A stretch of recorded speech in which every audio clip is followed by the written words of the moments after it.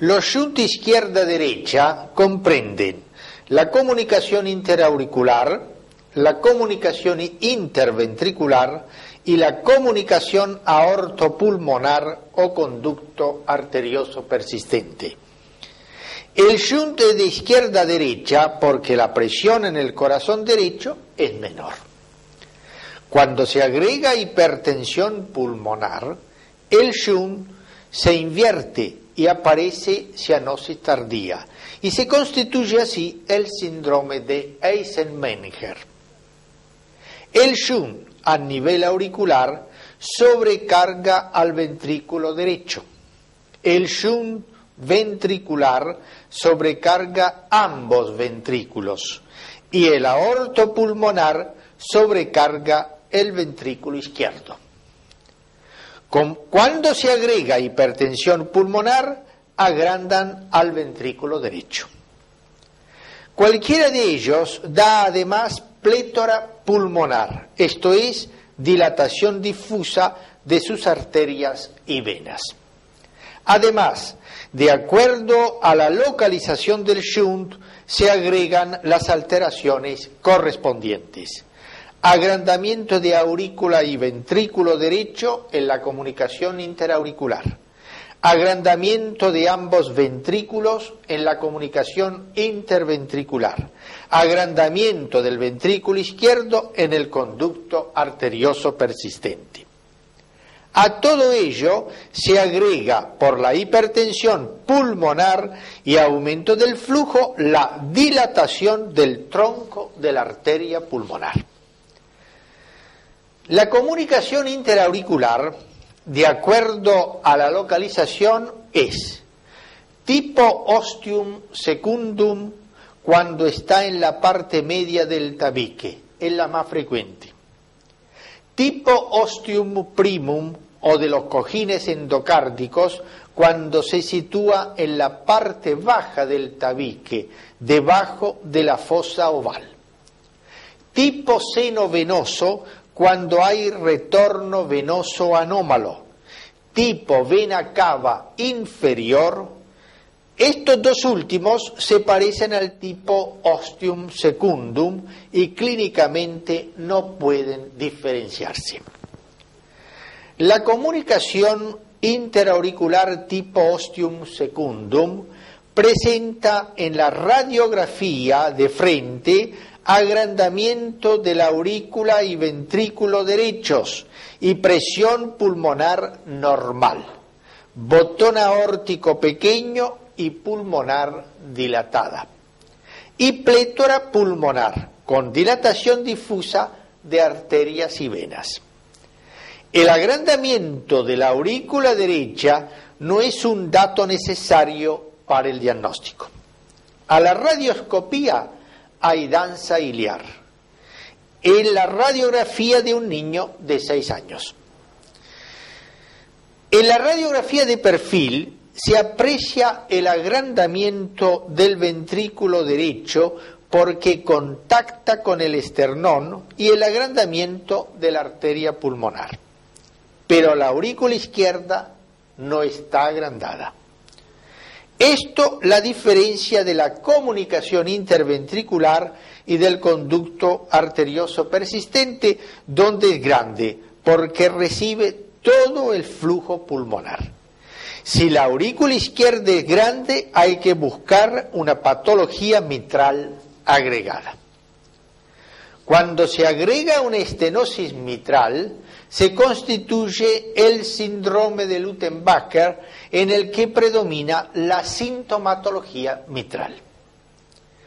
La forma tipo ostium primum suele presentar las mismas imágenes, pero como se alteran los cojines endocárdicos que forman las válvulas tricúspide y mitral, se producen hendiduras en sus valvas, la anterior de la mitral y la septal de la tricúspide y la parte superior del tabique, por lo que se comunican las 4 cavidades. La hendidura de la valva anterior de la mitral se manifiesta con insuficiencia mitral e insuficiencia cardíaca izquierda. la hipertensión pulmonar puede dar insuficiencia tricuspidia funcional, causa de insuficiencia cardíaca derecha. Por eso también se denominan defectos de los cojines endocárdicos. Cuando el defecto se extiende más abajo, al tabique interventricular, se llama canal atrioventricular. Aquí vemos una comunicación interauricular tipo ostium primum en un adolescente con forma parcial de canal atrioventricular. En la radiografía de frente vemos una gran cardiomegalia a expensas de las 4 cavidades y plétora pulmonar. En la radiografía de perfil se ve sobre todo la dilatación del ventrículo derecho y de la pulmonar. La comunicación interventricular es una de las cardiopatías congénitas más frecuentes. La comunicación se puede hacer por debajo o por arriba de la cresta supraventricular.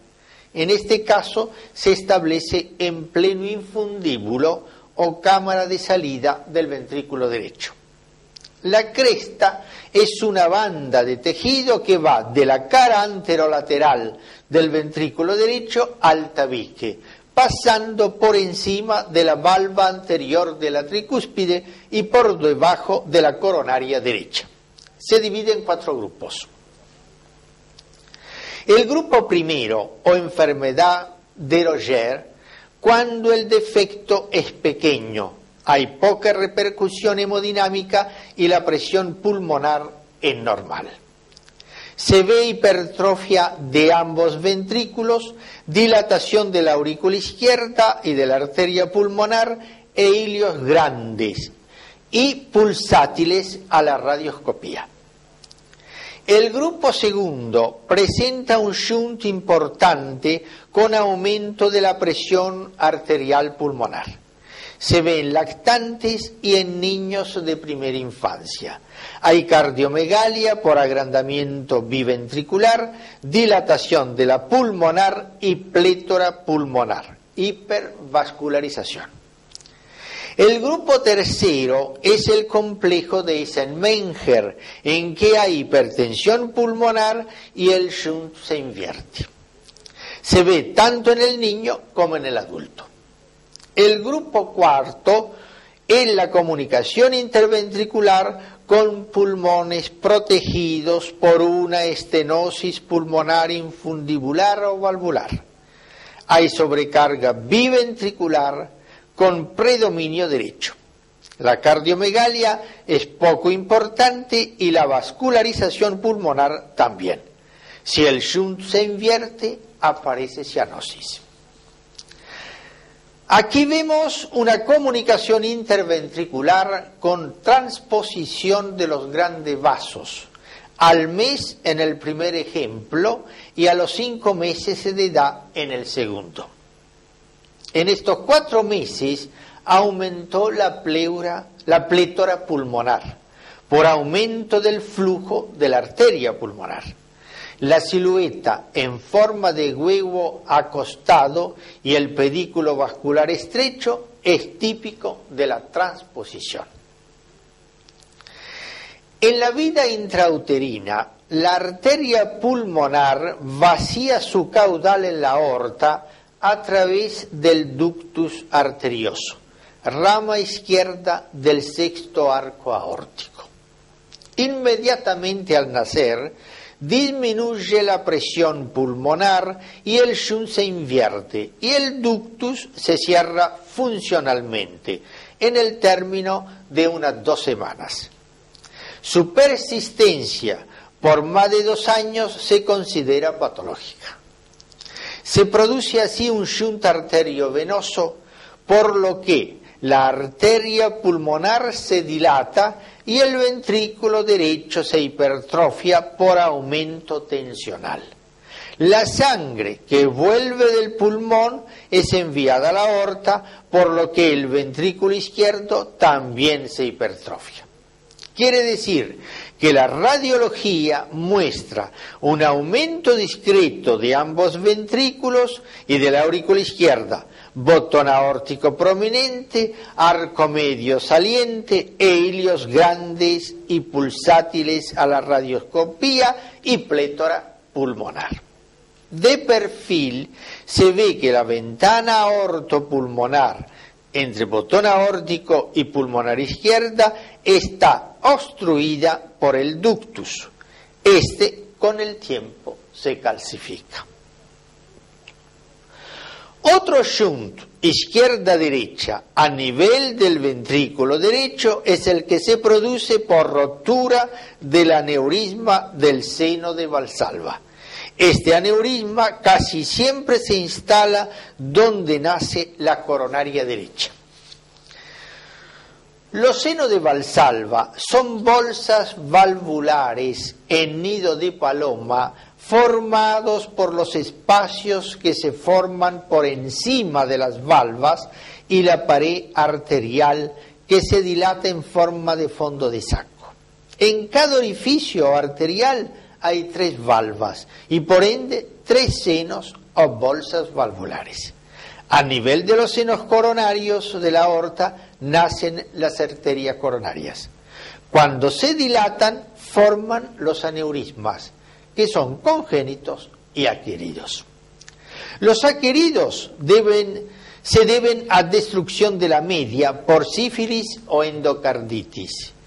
En las congénitas la media no se forma, no hay continuidad entre la media de la aorta y el anillo de la válvula aórtica. Puede complicarse con bloqueo auriculoventricular completo por compresión de la ADGs.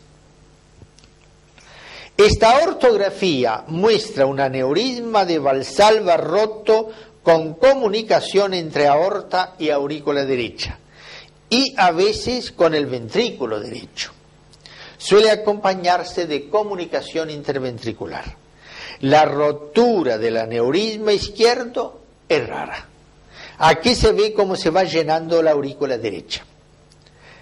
En esta otra angiografía se ve que la aurícula está totalmente llena de sustancia de contraste.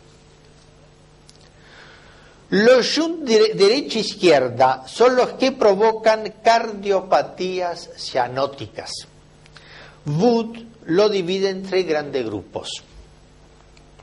El primer grupo lo constituyen las cardiopatías con presión pulmonar normal o baja, es decir, estenosis pulmonar, tetralogía de Fallot y las lesiones tricuspidias. El segundo grupo lo forman las cardiopatías con hipertensión pulmonar y pulmones claros, sin plétora pulmonar. Por ejemplo, el complejo de Eisenmenger. El tercer grupo comprende aquellos con aumento del flujo y plétora pulmonar, como la transposición de los grandes vasos. La estenosis pulmonar es valvular, supravalvular, subvalvular. La forma valvular, que puede presentarse de manera aislada, hipertrofia al infundíbulo, que es la cámara de salida del ventrículo derecho. La forma infundibular o subvalvular casi siempre se acompaña de lesiones del tabique. La radiología suele mostrar agrandamiento del ventrículo derecho por hipertrofia y de la aurícula derecha por dilatación, y dilatación postestenótica de la pulmonar e hilios pequeños. Es decir, la imagen es la de la comunicación interauricular con hilios pequeños y pulmones claros. Al igual que el anterior, la tetralogía de Fallot presenta estenosis pulmonar. Además consta de comunicación interventricular, dextroposición de la aorta e hipertrofia del ventrículo derecho.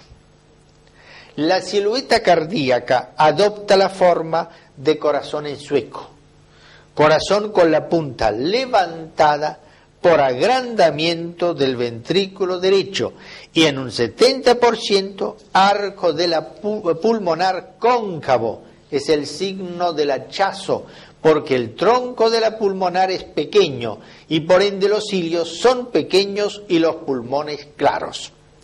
Si el arco de la pulmonar es grande, es por dilatación postestenótica de la MIPA. En un tercio de enfermos, el pedículo vascular está ensanchado y el botón aórtico a la derecha. A menudo, en los jóvenes, el tronco de la pulmonar se ve dilatado y sin síntomas. Debe considerarse, por lo tanto, como una variante normal. En oportunidades está muy dilatada y clínicamente el enfermo presenta un clic y un soplo sistólico de eyección y un desdoblamiento permanente del segundo ruido. Se produce en inspiración, pero en expiración se mantiene, aunque disminuido. Si no hay hipertrofia ventricular derecha, la estenosis pulmonar es leve y la dilatación de la pulmonar es postestenótica. También se dilata en la hipertensión arterial pulmonar y en los shunt izquierda-derecha, y hay gradiente de presión a través de la cámara de salida. Si este gradiente no existe, se trata de una dilatación idiopática de la arteria pulmonar. De todos modos, esta es una distinción puramente académica. Cuando se asocia a comunicación interauricular, aparece la hipertrofia del ventrículo derecho. En la radiografía de frente se ve el arco medio muy dilatado que rechaza hacia abajo al bronquio izquierdo. La aurícula izquierda dilatada lo rechaza hacia arriba. Hilio y vascularización pulmonar normal. Agrandamiento de aurícula y ventrículo derechos. En oblicuo anterior izquierda se ve la gran dilatación de la arteria pulmonar y una mayor convexidad del borde posterior. Si se hubiera realizado un esófagograma, el esófago no sería rechazado por ese agrandamiento, como sucede en cambio en el agrandamiento de la aurícula izquierda. En oblicuo anterior derecha se ve también la dilatación de la pulmonar, el agrandamiento de la aurícula derecha, pero el ventrículo derecho no está muy agrandado. Existen 3 tipos de cardiopatías congénitas que afectan a la tricúspide: la atresia tricuspidia, la enfermedad de Epstein y la comunicación interauricular baja, que se acompaña de hendidura de la valva septal y por ende de insuficiencia tricuspidia. En todas ellas se agranda el ventrículo derecho, menos en la atresia tricuspidia, en que se agranda el ventrículo izquierdo. La atresia tricuspidia es poco frecuente y la alteración fundamental es que no hay comunicación entre aurícula derecha y ventrículo derecho. Por lo tanto, la sangre venosa que vuelve a la aurícula derecha tiene que pasar a la aurícula izquierda, de ahí que ambas están agrandadas en el 60% de los casos a través del foramen ovale y en el resto a través de una comunicación interauricular. La mezcla de sangre sistémica con la que proviene de las venas pulmonares pasa al ventrículo izquierdo, que se agranda. La sangre pulmonar proviene del ventrículo derecho por medio de una comunicación interventricular o de un conducto arterioso persistente, y si se agrega transposición de los grandes vasos, procede de ambos ventrículos.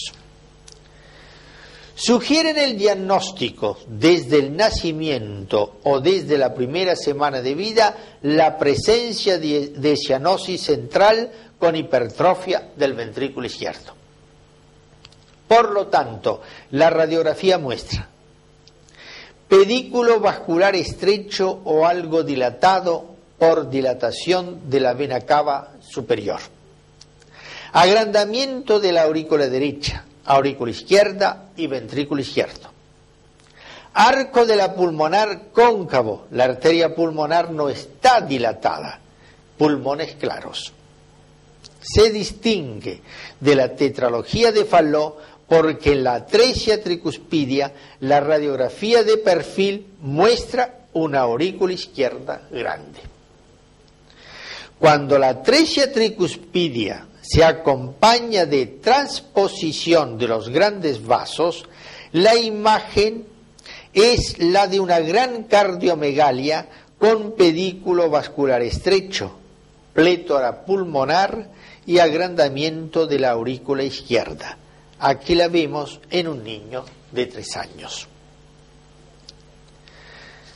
La malformación de Epstein se caracteriza por la implantación baja de la valva posterior y a veces de la septal de la tricúspide en la parte baja de la pared ventricular, cerca de la punta, mientras que la valva anterior se inserta normalmente en el anillo. La pared de la parte superior del ventrículo derecho tiene poco grosor y forma una cámara común con la aurícula derecha. Por lo tanto, el ventrículo derecho es pequeño y está formado por la porción apical e infundibular.